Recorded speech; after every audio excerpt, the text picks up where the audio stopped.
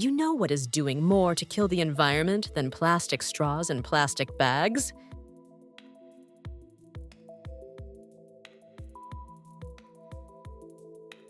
Bad land use and bad zoning. All the plastic you end up not using from having paper straws and reusable plastic bags means nothing compared to how much damage terrible land policies inflict on the environment on a daily basis. Think single-use zoning regulations limit multifamily housing and affordability. Think unrealistic height restrictions that limit how much housing can be built on a given strip of land. Think mandatory parking lots that impose a one-size-fits-all requirement for developers, regardless of whether or not such policies make sense for a specific place. These land policies not only affect what is built on land, but it also affects how everything around that land is designed as well. Single-use zoning separate residential, commercial, and industrial areas.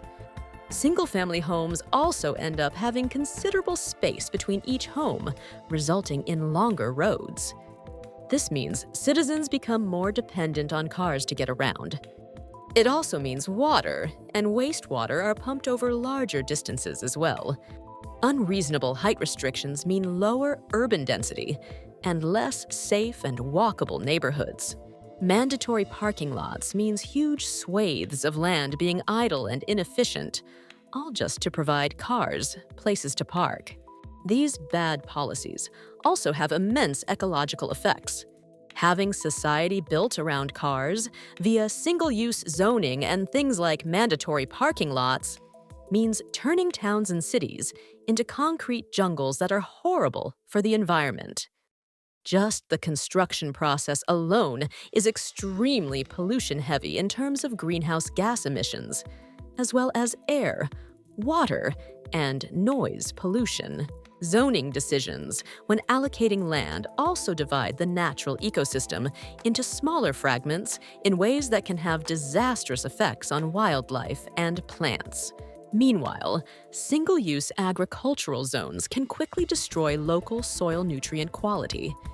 So, why do politicians wag their fingers at average people like us for using plastic straws instead of focusing their attention on the bigger causes of climate change? Maybe because it's easier to make it seem like it's an individual problem instead of a structural one. Perhaps looking at the real issues also leads politicians to realize that the solution requires actually tackling a tough hurdle in the form of taxing economic rent to promote more sustainable land use. Such reflection would also make politicians worry, as they have to face powerful lobbies that have a vested interest in maintaining the current status quo that favors dependency on cars.